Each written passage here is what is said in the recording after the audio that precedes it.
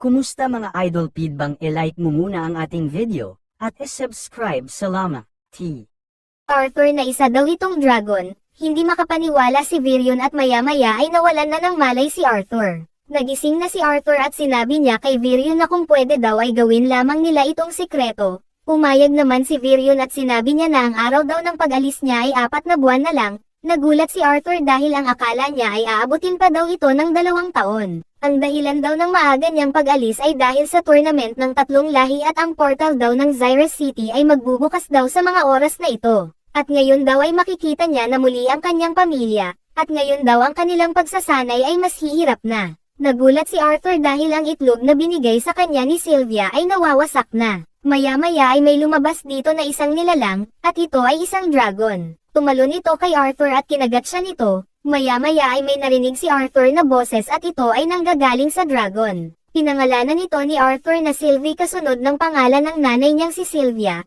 Ang marka daw na nilagay sa kanya ay hindi basta-basta, ito daw ay ang nagsisilbing daan para makapag-usap sila ni Sylvie. Maya-maya ay biglang nakatulog si Arthur at paggising niya ay nakita niyang hawak na ito ni Tessa. Nakita ni Virion ang alaga ni Arthur at nagulat siya dahil ito ay isang dragon. Kinwento ni Arthur kay Virion kung ano ang nangyari kay Sylvie at kung saan ito nanggaling. Ngayon daw at fully awaken na siya ay sisimulan na daw nila ang pagsasanay sa core ni Arthur at sa bago niyang Dragon Wheel, at ang mabilis daw na paraan para makapunta sa first stage ng Beast Wheel ay sumabak sa labanan. At ang labanan daw ang isang katulad niyang Beast Tamer ay mas matutulungan siya. Maya-maya ay nagpalat ng anyo si Virion at ngayon daw ay maglaban na sila. Ang mga mage na may unique ability na nakuha nila sa Mana Beast ay tinatawag bilang first stage o mas kilala sa acquire phase. Ito ay kapag kaya ng isang Beast Tamer hiramin ang lakas ng mga beast nila.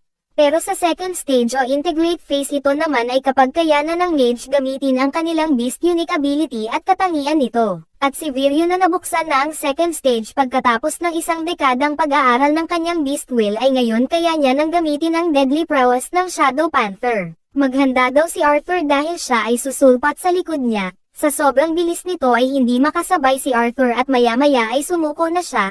Hindi niya daw maramdaman ang kanyang presensya kahit siya daw ay nasa likod niya. Sinabi naman ni Virion na ang Shadow Panthers daw ay kayang manipulahin ang wind at sound, at ngayon daw ay sisimulan na nila ang kanilang pagsasanay. Ilang araw ang nakalipas sa kanilang pagsasanay, sa paggabay daw ni Virion sa kanya ay nagawa niyang makamit ang first stage ng kanyang Dragon Wheel at tinuruan siyang itago ang presensya ng kanyang beast sa harap ng mga mages. Hanggang sa dumating na ang araw ng pag-alis ni Arthur, sinabi ni Virion na oras na daw para umalis siya. Nagpaalam na si Arthur kay Tess at sinabi niya na mamimiss niya daw siya at lagi daw siyang mag-iingat. Pumasok na si Arthur sa karwahe at nakasabay niya dito si Ferith. Masaya silang nagbibiroan sa kanilang paglalakbay hanggang sa nakarating na si Arthur kung nasaan ang kanyang mga magulang. Ito ay ang floating city ng Zyrus. Nakarating na si Arthur sa bagong bahay nila at pagkatok niya dito ay isang katulong ang lumabas at isang paslit na babae. Pagbaba ni Alice ay nagulat ito dahil nakita niya na ulit si Arthur. Si Arthur ay naiyak dahil sa lahat ng pagsubok na pinagdaanan niya ay sa wakas nakasama niya na muli ang kanyang mga pamilya, at ngayon ay nakilala na niya ang kapatid niya na si Ellie Lewin. Sumunod naman si Ray na masaya dahil sa ngayon ay buo na ulit sila. Pagkatapos nito ay kinwento ni Arthur ang mga nangyari sa kanya pero hindi niya sinabi ang tungkol kay Sylvia, dahil masyado daw itong mapanganib para malaman nila. Sa susunod niya na daw ito sasabihin pag malakas na siya. Pinakilala naman ni Arthur si Sylvie na nakuha niya sa Beast Den. Tinanong siya ni Alice kung siya daw ba ay magaling na. Sabi ni Arthur na wag daw silang mag-alala dahil siya daw ay okay na.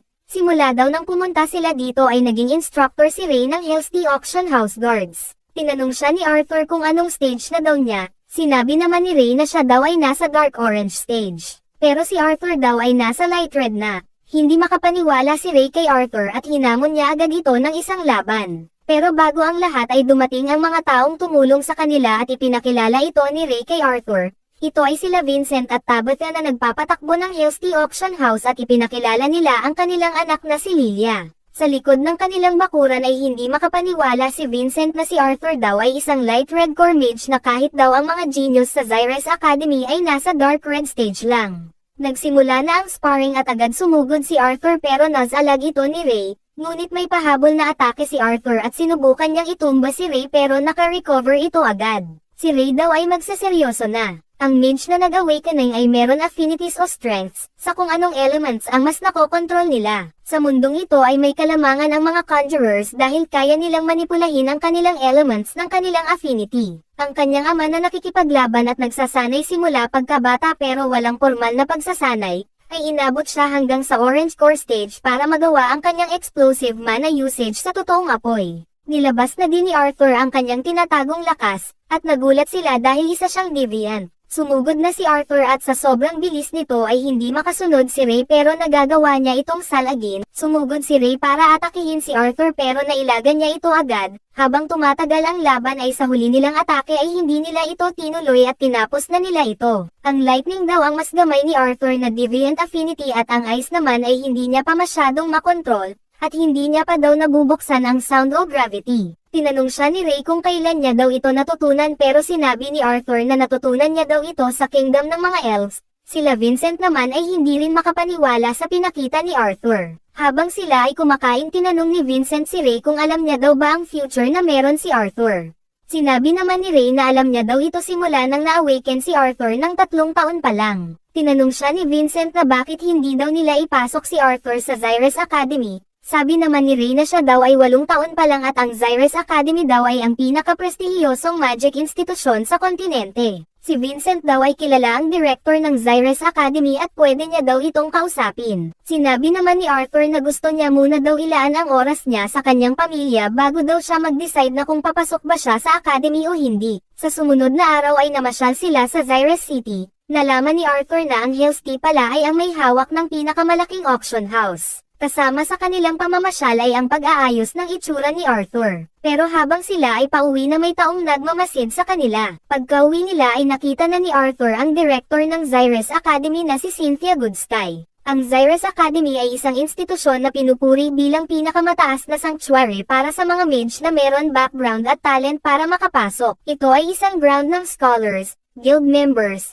leaders, royal guards, at ang military powerhouses. Sino man na kilala sa mundong ito ay may kinalaman sa Zyrus Academy at ito ang kasikatan na pinanghahawakan ng academy na ito. At ang pinakamataas sa academy na ito ay si Director Goodsky. Nagpakilala na si Arthur kay Director Goodsky at sinabi nito na kaya daw siya nandito ay dahil sinabihan siya ni Vincent na meron daw prodigy na nakatira dito. Sinabihan ni Goodsky si Tabitha na bigyan sila ng malawak na lugar para daw makita niya ang kakayahan ni Arthur. Nakita ni Goodsky ang mana beast ni Arthur at tinanong kung sa tatay niya daw ba ito. Sinabi naman ni Arthur na sa kanya daw ito. Namangha siya kay Arthur dahil ang ibang nobles daw ay bumibili ng mana beast para makipag-contract sa mga ito, ngunit hindi pa daw siya nakakakita ng mana beast katulad ni Sylvie. Sinabi daw sa kanya ni Vincent na siya ay isang augmenter pero hindi sinabi kung ano ang kakayahan niya. Tinignan niya si Arthur at nakita niya sa mukha nito na hindi ito nag-aalala o natatakot. Tinanong niya si Arthur kung hindi daw ba siya kukuha ng armas para gamitin niya.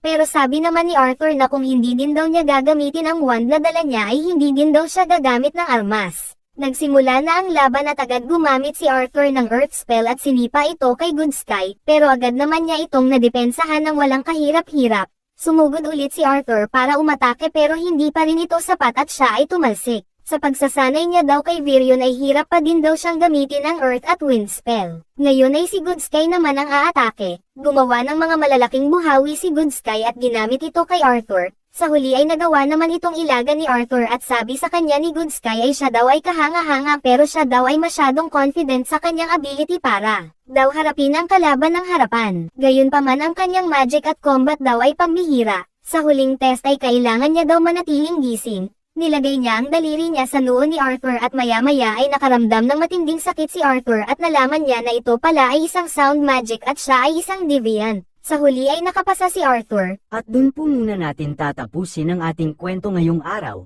Please like at subscribe ang ating munting YouTube channel. Salamat.